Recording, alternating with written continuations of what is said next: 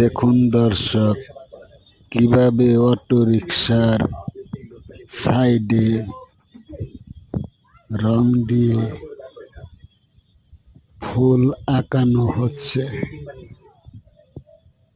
শেষ হয়নি, কালারের পরে কালার মারানো হচ্ছে।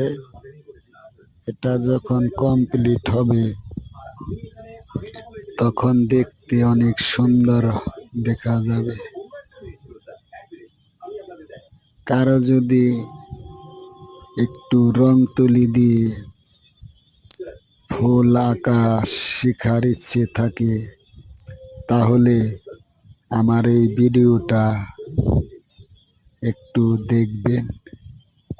সবার আসলে সব বিষয় আগ্রহ থাকে না।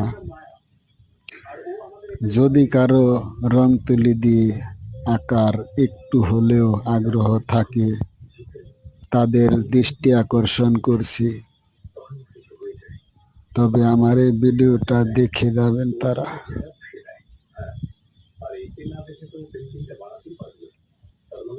এই ফুলটা আঁকা হচ্ছে, প্রথমে লাইট, এই যে এখন ফিনিশিং দেওয়া হচ্ছে।